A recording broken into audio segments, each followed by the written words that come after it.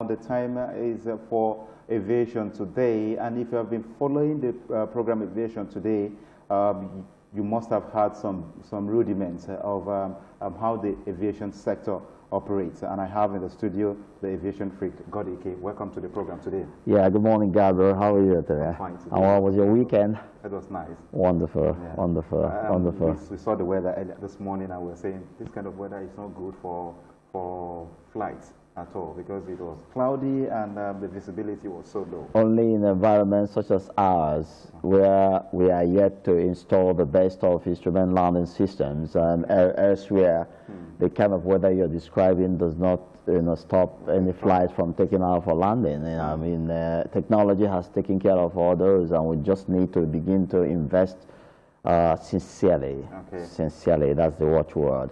Begin to invest sincerely in the development of our aviation infrastructure, and then you find out that soon our pilots are going to begin to land totally blind, because category 3C of instrument landing system, usually fondly known as ILS, can bring you in and touch you down totally blind. You don't have to see anything. Just keep an eye on your glide slope, and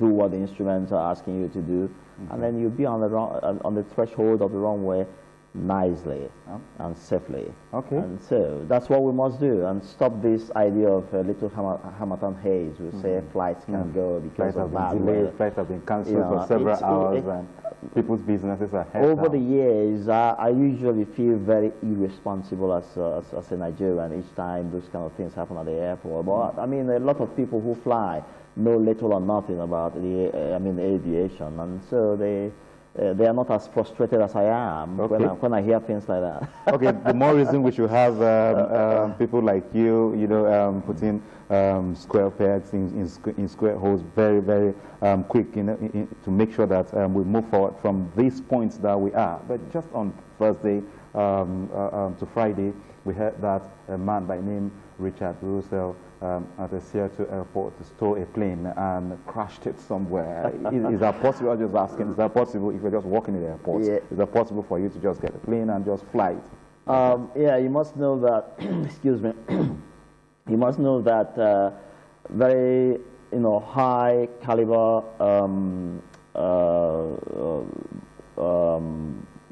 what's wrong with my memory now? I'm talking about simulator. Very high caliber simulator, or rather simulators exist right now. Okay. So well made that you sit behind them and you feel you are in a real life airplane with every instrument you need for flying right in front of you, clocking real life. I mean, giving you all the information as if you are, moving on. And then you choose the kind of airplane you want to fly. You hear the real, natural sound of that airplane. And then some of them are so sophisticated that they even come with foot pedals that make you do it the real way you do it in the real airplane. And I'll tell you what, if you choose a particular brand of airplane and practice with those kind of over and over with those kind of simulators, the likelihood is that you're going to very comfortably get into one of those such planes very live, go through the starting procedure, turn on the engines, taxi off to the runway, and of course get up in the air. But without any problem at all. That is just the beginning of your trouble. Okay. Yeah, because it's not enough to get an airplane up in the skies. I mean, you need to have your instrument rating. You need to be able to navigate from point A to point B, and you need to understand the language of aviation. I mean, when the control tower speaks to you in those kind of languages, you must understand what they're saying to you, and you're going to be replying in the language they will also understand, so that they can guide you and separate you also from other airplanes in the skies. And then, of course, you need to be able to read your instrument, to be able to navigate yourself to the course of flight. that takes you to your desired destination. And then, of course, there are a lot of things that you need to understand. For instance, more information is emerged why the young man crashed. Apparently, the airplane didn't have much fuel. So as he was really having fun, rolling around in the skies, flying upside down, downside up, sometimes, you know, pulling back on his power and getting the airplane descend vertically as if he was going to belly on the waters, and then putting up power right quickly and soaring back into the sky. So we saw all the gymnastics that that he did with the airplane, but he lacked some knowledge of what had happened. Was that because he didn't have enough fuel in that airplane, one of the engines ran out of fuel and shut down. And then one of the things he needed, or rather two things that he needed to have been trained in, that he should have known, that would have actually made him stay in the sky and look for the nearest airstrip to land safely, was that he failed to understand that you could, give me that miniature, let me show you something very quickly before we go to the business of the day. Fuel tanks are usually, you know, embedded in these wings, and they are done in such a way that you have equal volume here and there for balance. And so if for any reason one begins to run out faster than the other, for any reason at all, there is a kind of a valve that links the two tanks. So there's a knob in the cockpit that you can, you know, turn on, and that valve will open and let fuel, you know, cross from one to the other, and then just, you know, still keep the balance while the engines are still running. But if for any reason, like it happened to him, you run out of fuel, and then, for instance, this engine shuts down, what happens is that the thrust from this engine drives the plane to the side that has lost thrust. So you experience a yaw, you know, towards the engine that's shut down. Which is very difficult to control, too. If you don't do what you need to do quickly, for some advanced airplanes, those have been automated. But for those that are not automated, like that little plane that he had, there's something that is known as dead engine, dead foot. It's a principle in aviation that's known as dead engine, dead foot. What it simply means is if your right engine shuts down, then your right leg should be regarded dead. It shouldn't get to the pedals. That means you step your left leg on the pedal. What happens is, now that my right engine is dead, and the thrust from the left engine is now dragging this airplane towards the right, if I step onto my left pedal, my rudder moves in a position to yaw me to the left. So that force of the wing and the, you know, hitting the rudder and yawing you to the left compensates for the thrust of this engine yawing you to the right. So there is a balance now. Yes. So once you step on that pedal and get your rudder to yaw you to the left, it gives you a compensation for the thrust. So that's why it's known as dead engine, dead foot. If your left engine dies, your left leg gets off the pedal, your right goes on. If your right engine dies, your right leg gets off the pedal, your left goes on. And in that way, you keep the balance. And then, of course, tactfully head to where you need to touch down. And of course, the challenge is usually that when you now need to take a bank and need to yaw to change direction in order to position or align yourself with the appropriate runway. It's a skill that you must learn by practicing with, you know, the real training simulator. You practice and make sure that you get it right, so that when you are confronted with it in real life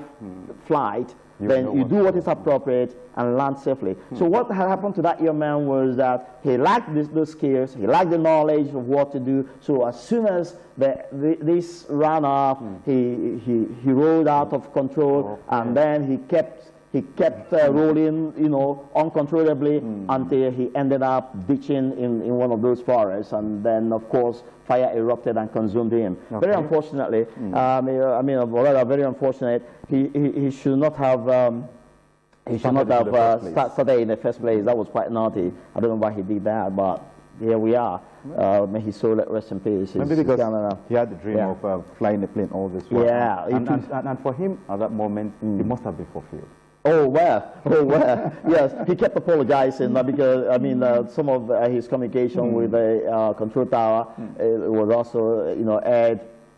And he kept apologizing to his parents and friends, and said that they must be, you know, terribly disappointed, you know, at his conduct and stuff like that. And then he had those the brief fun he had, and then you know, lost his life in the process. Well, it's unfortunate. You know, no one should actually take those kind of risks. I mean, from what I know today, I can actually jump into any airplane, start off the engine, roll out. But can I navigate from one point to the other? I mean, can I really boast of having practiced some of the challenges, weather challenges, and all those stuff? I mean, if you run into wind shear, can you really deal with it in real life? Like, those require a lot of, you know, training, and you must go through those before you take the risk of you know, taking on these machines. It's an awesome machine, well built and very faithful, but human operators, you know, make them fall off the skies. Okay. All right, that's the technical aspect of what happened last week, Thursday and Friday, and you wouldn't have heard anything better than what the aviation freak is telling you. He has been following the trend, he has been following the issue since the news broke, and he has given us an update on that issue. Well, today we're going to be looking at aviation aircraft lease part 2. Yes, right. What does it entail?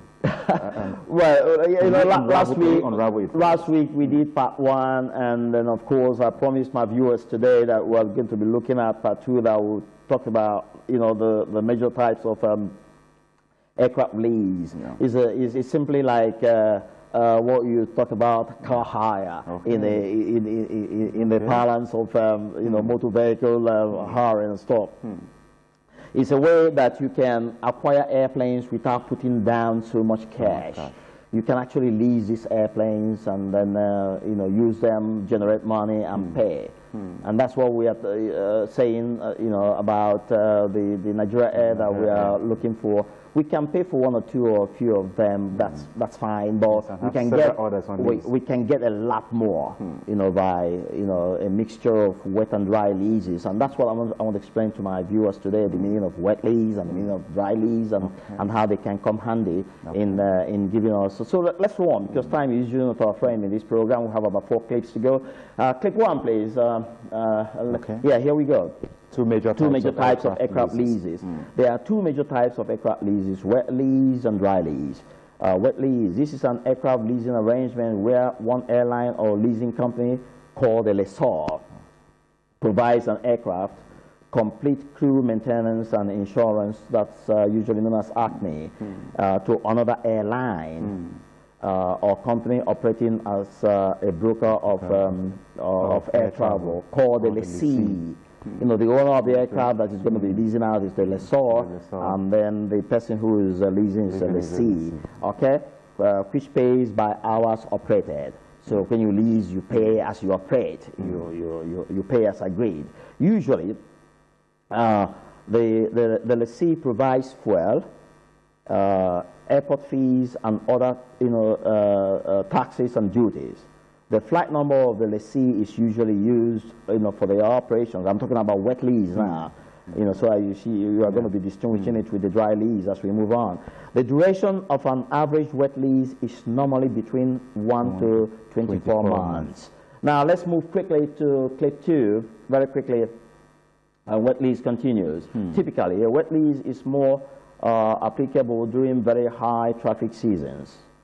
Initiation of new routes and annual heavy maintenance checks periods necessitates wet leasing by airlines and leasing companies. Air services into countries where the lease is banned, or lessee rather, where the lessee is banned from operating, can be done with a wet lease aircraft. I see the advantage. Now, wet leases can be used to get around political issues. Okay, for example, during the apartheid regime in South Africa, neither Nigeria Airways nor South African Airways could fly into the other's territory because of the diplomatic issues we had with South Africa when they were practicing apartheid. Now, but in those kind of days, but by Nigeria wet leasing an aircraft from any South African friendly countries, it could fly into South Africa with that wet lease aircraft without breaking the law, and vice versa. You see that? So that's one of the big advantages of leasing, especially wet leasing. You can actually fly into unfriendly territories where your national airline would not normally be allowed to come in. But with a wet lease airplane, you can fly in there and nobody will contravene you for breaking the law. And, you know, so it's a way of getting around political issues. So let's be mindful of that as we run our aviation in Nigeria. Now, clip 3, very quickly. Clip 3, let's look at dry lease. And you're going to be distinguishing it from the wet lease. This is a leasing arrangement whereby an aircraft financing company or airline, the lessor, provides an aircraft without crew and ground staff. You see the difference now. This time, you just get an aircraft, no crew, no ground staff. You have to employ yours. All right. So that's why I always counsel that we can do a mix of dry and wet leases. Which means in the wet lease, the plane comes with a complete crew. That's right. The ground staff. That's right. But it's usually for a shorter period. But for dry lease, it's much longer. You can keep it for as long as you want. Which is more than 24 months. That's right. Yes. So dry lease is generally used by leasing companies and banks, requiring the lessee to put the aircraft on its own air operator's, certificate. So you are as good as the owner really, and provide aircraft registration. Conditions pertaining to depreciation, maintenance, and insurance usually apply. Okay. A major airline and a regional airline can strike a deal, in which the major airline provides the aircraft and the regional operator provides flight crews, okay? Maintenance, other operational aspects of the aircraft. So that's what the regional airline will have to, that is operator will provide flight crews, maintenance, and other, operational aspects of the aircraft.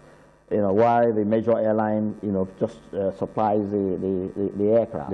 You see, in that way, smaller airlines can actually, dry lease planes from bigger ones within the same country and operate. Okay, like that of Nigeria Air. That is just if Nigeria Air comes on now and comes with a whole lot of airplanes, the other local airlines that have been screaming and crying that, hey, this is coming to kill us, they're not thinking. They're not thinking. As a matter of fact, they should leverage from it. Okay. If you need to open up new states you want to fly into, go and do some dry lease arrangement with Nigeria Air and get their airplane, change the color to your own brand, and here you go. You're in business. They're not just thinking. Okay. Well, maybe they need me.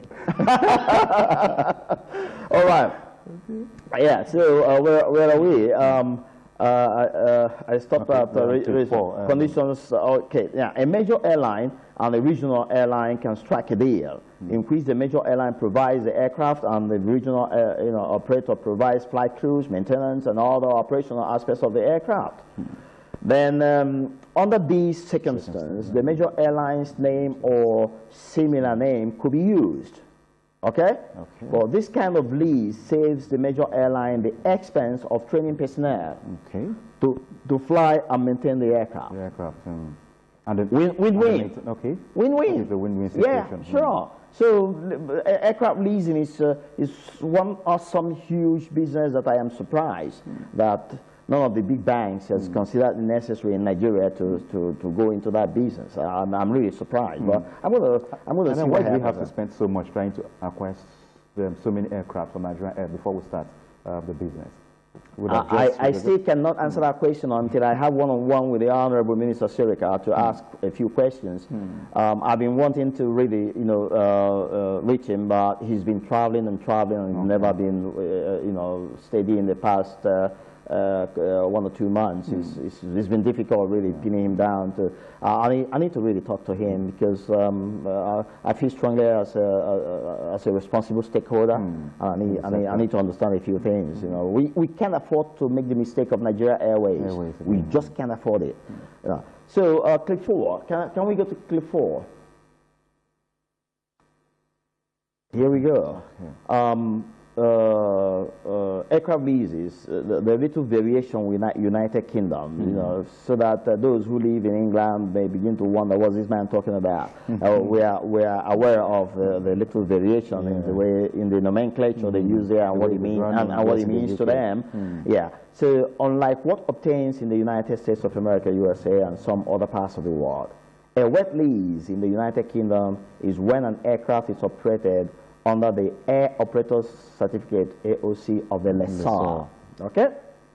However, an arrangement where the lessor provides the aircraft, flight crew, and maintenance, but the lessee provides the cabin crew, is referred to as a damp or moist lease. Okay. Now, you're not talking about wet anymore, but damp or moist. This is what you hear, when you're in the UK. It's just a change of nomenclature. That's correct. Damp and moist. Is it talking about the wet and dry? In between. You got it right, Gabriel. You got it right. A dry lease in the United Kingdom is when an aircraft is operated under the Air Operator's Certificate of the lessee. So you see the slight, difference. That's all for today. And we'll be advertising one other awesome topic that we're going to be looking at by next week. Okay. And those who are on the, what they call it, would have an opportunity of getting. Yeah. Okay. All this while, we've not seen this dry and wet lease, happen so much in the aviation sector in Nigeria. Does that mean that we lack the technical capability? I don't know what the matter is. To go through this. I don't know what the matter is. I really don't know what the matter is, but I hope that we'll be able to. Okay, we'll be talking about the wet and the dry lease, in the aviation sector, and the information you saw on the screen shortly is that of the aviation freak, God Ike. You can contact him on those numbers on your screen, and his email there. You can send a message there to him and his website and YouTube page. That's where we close the program, Aviation, today, and he'll be here back again next week to take you through some of the technicalities that happen in the aviation sector. Godike, thank you so much for coming on the program today. Thank you, my pleasure. Yes, and do enjoy the rest of your day. You too. We'll now take a quick break, and when we return, the program This Morning on ITV continues. Stay with us.